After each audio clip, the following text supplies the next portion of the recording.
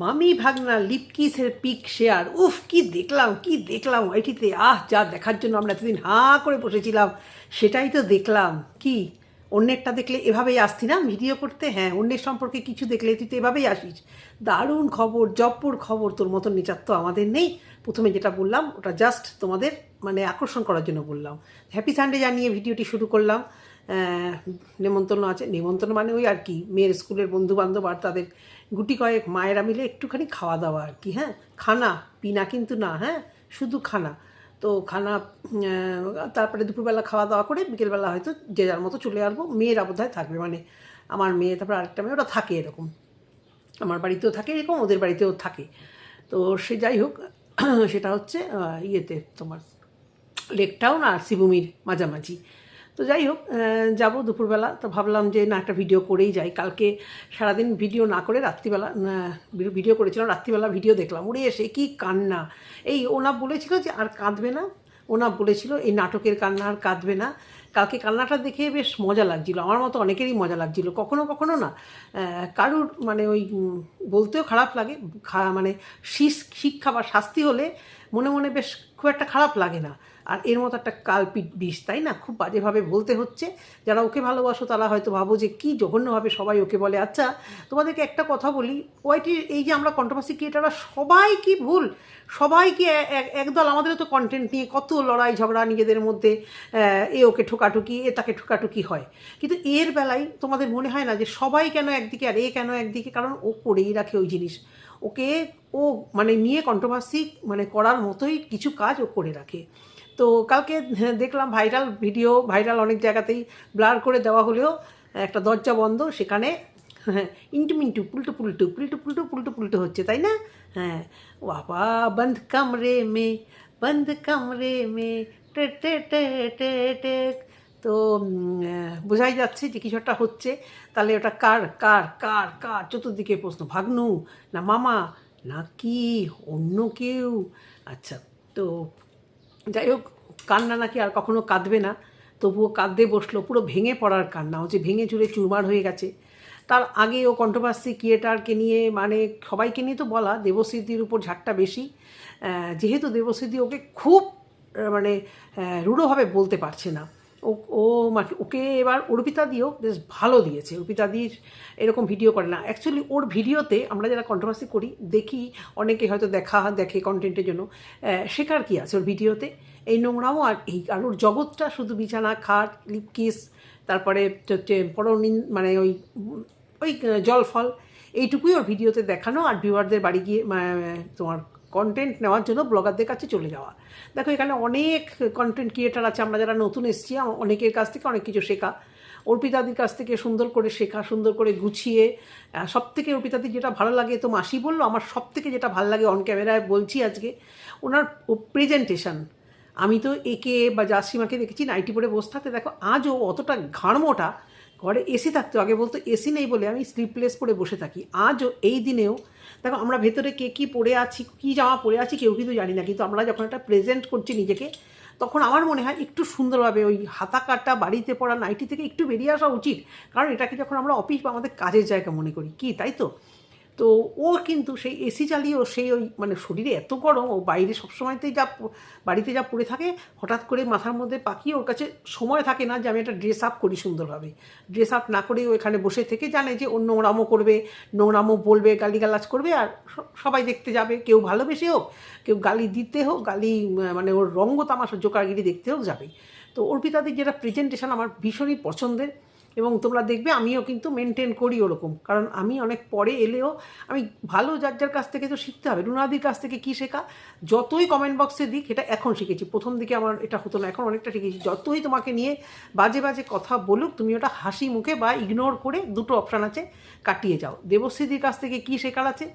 যে ভাই যে খারাপভাবে বললেও তুমি ভালোভাবে বলো, তোমাকে যত খারাপ বলছে তুমি সেটাকে নিয়ে ভালোভাবে আবার কন্টেন্ট করো। আমি হলে কি করতাম, এর কিছুদিন আগে হলেও আমাকে নিয়ে বাজেভাবে বলছে, যাক আমি আর কোনো উত্তরই দেবো না। তো দেবশ্রীদির কাছে এটা শেখার। আরও টুকটাক যাদের ভিডিও দেখি অনেক কিছু ভালো শেখার, আর এর ভিডিও দেখে খালি নোংরামো শেখার। মিলির কথা তো বাদই দিলাম, মিলি তো সুন্দর ভিডিও করে, ওর ভিডিও দিলেই মানে একটা সুন্দর ভিউয়ার্স প্লাস আমিও একটা সুন্দরভাবে যাই। তো আরও টুকটাক অনেকেরটাই দেখি, এই কজনেরটাই বললাম অ্যাকচুয়ালি, চোখের সামনে বললো, ভাসলো, কারণ ম্যান্ডিকে নিয়ে ভিডিও এরা একটু বেশি করে, ভালো লাগে দেখতে। কন্টেন্ট পছন্দ না হলে সেই ভিডিও দেখি না। যেমন টিনুকে নিয়ে যারা যারা ভিডিও করে, আমি টিনুকে নিয়ে কোনো দিন তেমন ইন্টারেস্টেড ছিলাম না। টিল ডে টিনুকে নিয়ে কেউ কন্টেন্ট করলে আমি সেটা দেখি না।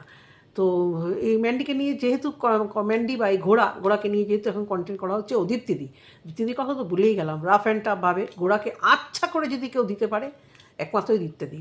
আর দীপ্তিদির মেয়ে মানে রিম্পার আজকে ভিডিও দেখলাম, ও অনেক ক্ষমা ঘেন্না করেও বসে গেছে। অ্যাকচুয়ালি ওরও তো মনে একটু ভয় আছে যে এত খোঁচালে যদি আবার কিছু আমারও খুঁচিয়ে বেরিয়ে যায়, তাই না? ও এত নরম, এত সহানুভূতিশীল, এত বলে রেখেছে। আর ওর একটা কথা সব থেকে আমার মানে ইয়ে লাগে, সব সময় বলবে আমরা সবাই গালিগালাজ দিই, সবাই আমরা গালাগালাজ দিই। আজকে বললো সবাই খায়।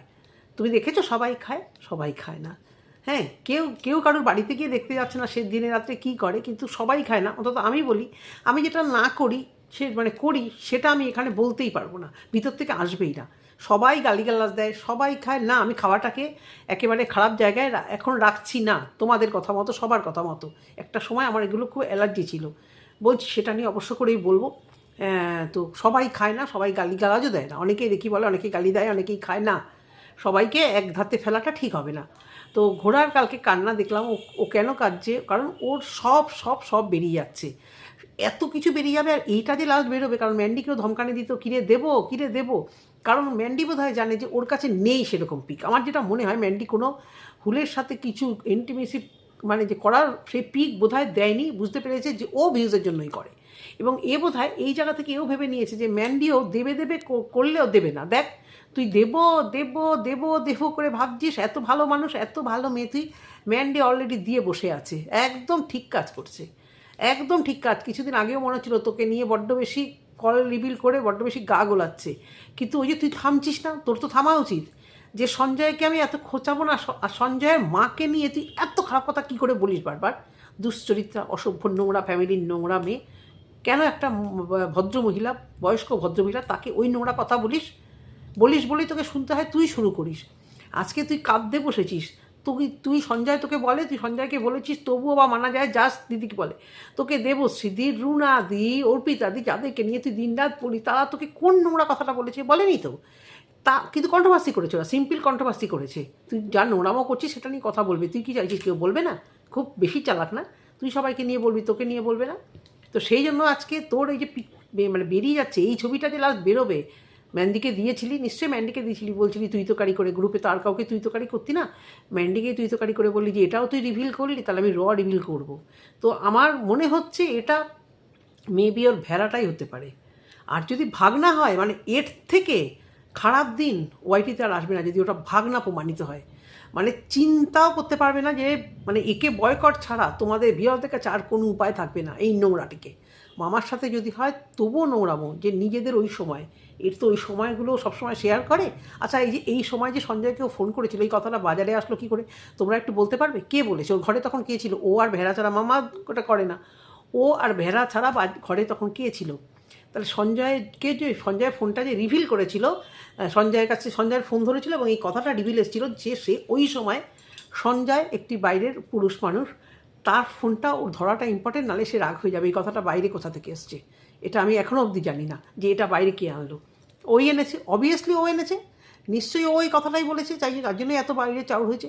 আর এই অনেক কিছু কথা ও কি বলতে পারছে যে এটা একেবারে ভুল, এটা একদম মিথ্যে, তোমরা এটা বলবেই না। ও বলছে তোমরা বিশ্বাস করতেও পারো ভিউয়ার, তোমরা নাও করতে পারো, ও তো গ্যারান্টি দিচ্ছে না যে তোমরা বিশ্বাস কিছুতেই করো না। তার মানে যেটা রটছে পুরোপুরি কিন্তু ও মেনে নিচ্ছে।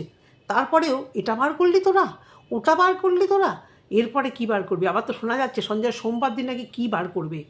আমি সোমবার দুপুর 3টেতে দেখি, যদি টাইম পাই আমাকে দেখতে হবে যে কী বার করবে, বা আজকের সানডেতে ও একটা ভিডিও দেবে সঞ্জয়, অবশ্য করে তোকে এইভাবেই দেওয়া উচিত।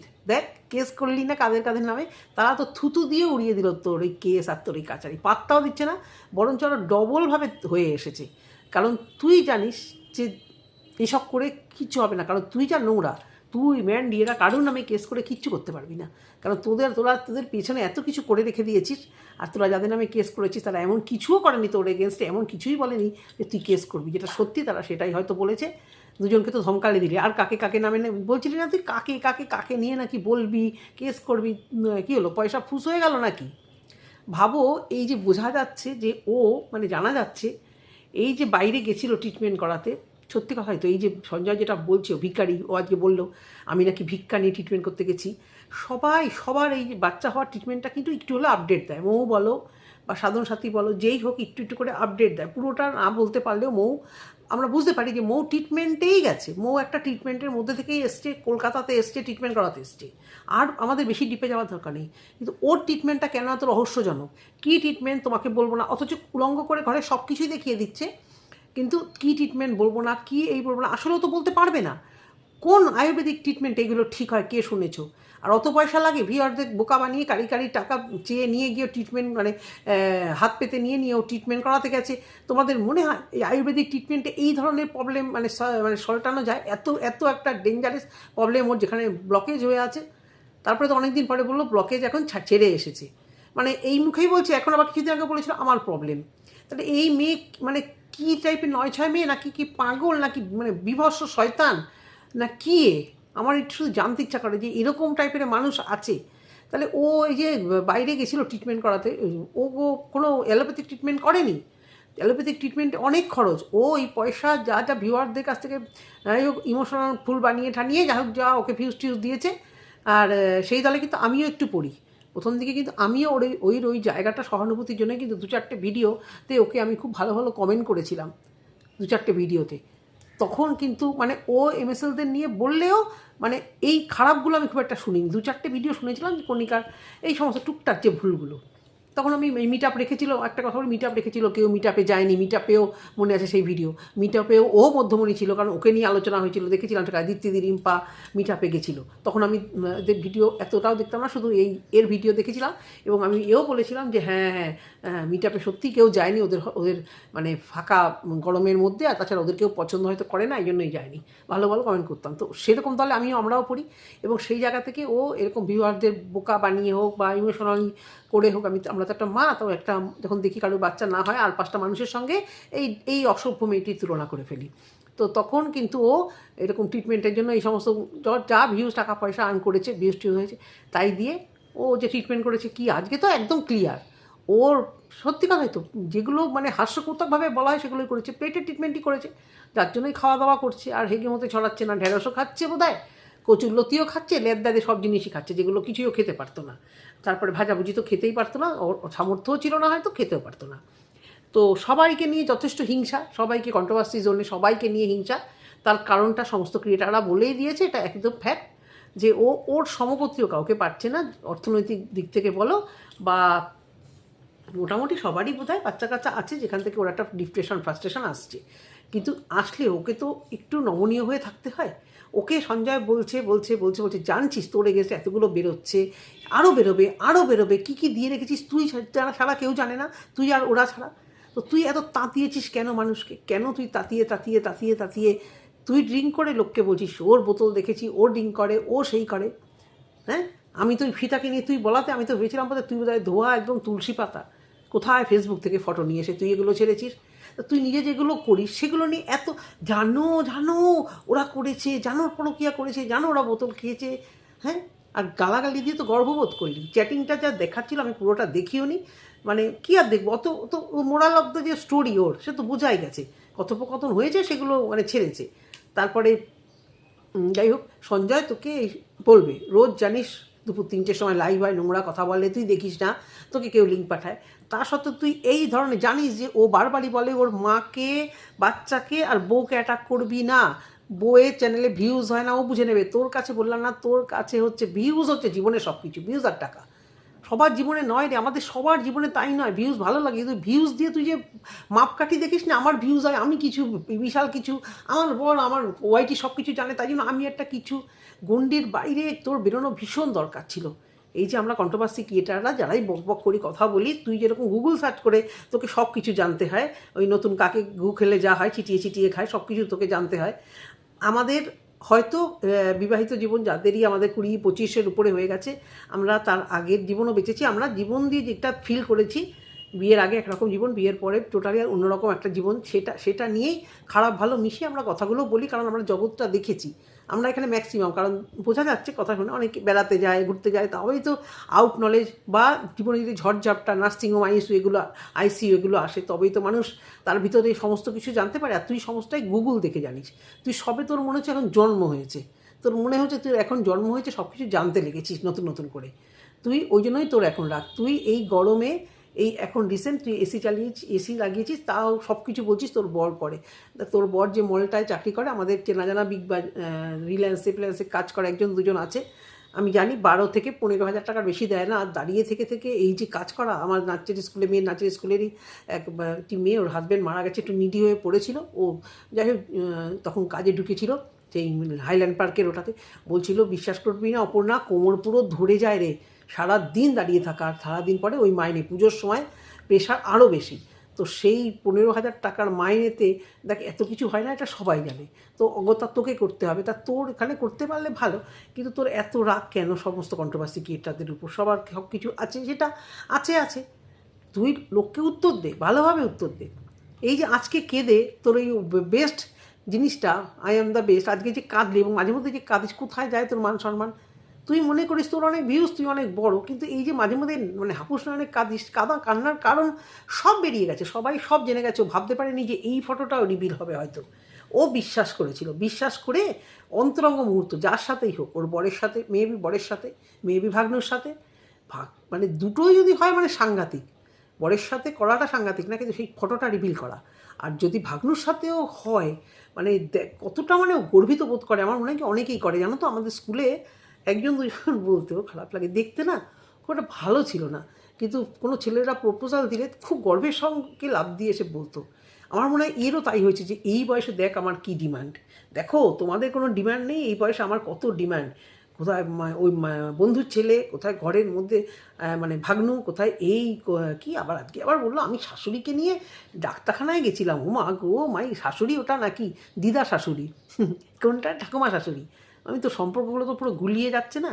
তোর মতো নোংরা সম্পর্ক ডিকশনারি খুঁজেও পাওয়া যাবে না, কারণ এটা হয়েছে কি না সন্দেহ কেউ এখন, মানে ভাগ্নের সাথে, তাই না?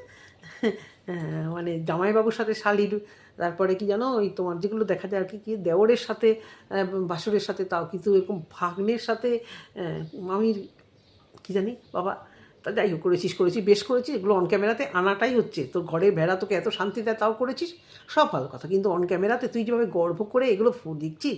বন্ধুরা, আমাদের সবারই যখন ধরো বন্ধুদের বান্ধবদের বিয়ে হয় নতুন নতুন, তাই না, আমরা সবাই দেখা হলে ফার্স্টে ছেঁকে ধরে কী বলি, এই কী হয়েছে রে, এই কী হয়েছে রে, ফুলসজ্জায় কী হয়েছে রে, কিন্তু সবাই আমরা হেসে এড়িয়ে যাই। কেউ বলতে পেরেছি, কেউ কাউকে বলতে পেরেছি, জানি নতুন বিয়ে হতো এস, যদি আসে কলেজে তো অনেকের বিয়ে হয়েছে, বা পাড়াতে, আয় আয় ওকে ধরবো, হ্যাঁ রে বলতো কী হয়েছে, আমাদেরকেও কেউ জিজ্ঞেস করেনি, বলা যায় এগুলো। আর ও দেখো এগুলো যার সাথেই করুক, যা করুক, এইভাবে ওই ফটোগুলোকে রিভিল করেছে। তারপর যখন বেরিয়ে যাচ্ছে তোর এত কান্না। এবার ওর ফ্যামিলিতে একটা ঝড় আসবে, মানে এবার আর যদি মানে যতই বলুক, ওর ফ্যামিলিতে ঝড় একটু হলেও হচ্ছে।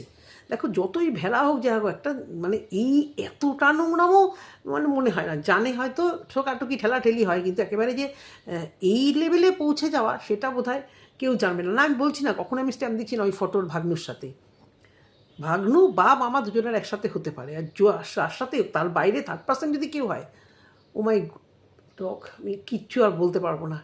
কোন নোংরামও বেরিয়ে আসবে সোমবার, সানডে সাসপেন্ড না মানডে সাসপেন্ড, সেটা দেখা যাবে। কিন্তু ওই যে কান্না কেঁদে তুই বেস্ট থেকে কোথায় চলে আসলি, কে তবে কান্না দেখে দুঃখ পেয়েছে? কেউ দুঃখ পেয়েছে? তোর কমেন্ট বক্সে পুরো মানে পরিষ্কার তুই যে এত কাঁদিয়েছিস লোককে, আর ভগবান করিস, ভগবান আছে, আমি খুব ভগবান মানি, তোর মধ্যে সেই ভক্তিটা দেখা যায়নি। আমার মধ্যে ওই ভক্তিটা নেই, তো আমি তাই খুব বুঝি যে তোর মধ্যে সেই টাইপের ভক্তি নেই। কিন্তু তুই যাদেরকে নিয়ে বলেছিস দেখ, তাদের ভক্তি শ্রদ্ধার জন্য হয়তো মেবি ভগবান তাদের পাশে দাঁড়িয়েছে, হয়তো তারা হয়তো পুজো আচ্ছা ভালো করে, তোর কথা অনুযায়ী, আমি আমার কথা অনুযায়ী না, তোর পাশে ভগবান দাঁড়াবে। প্রথমেই তো তোকে দেখ মেরে দিয়েছে, একটা দিক দিয়ে তো মেরে দিয়েছি একটু হলেও, দেখ মা ডাক তো শুনতে পারলি না, তাতে কোনো দোষের নেই, তুই বলছিস তাই তোকে মেরে রেখে দিয়েছে একদিনের জন্য হলেও। আর একটা দিক, এই যে তোর ওয়াইটিতে তোকে একেবারে মানে তুলোধনা হচ্ছিস, তোর মতো ক্রিয়েটার, 4টি ভিউজ আছে, টাকা আছে, অনেক কিছু করছিস, কিন্তু যেভাবে উলঙ্গ হচ্ছিস, তো তুই ভগবান তো তোকে মেরে রেখে দিয়েছে, তুই আর লোককে কী বলছিস উপরওয়ালা দেখবে, আর কি দেখবে তোর খারাপ?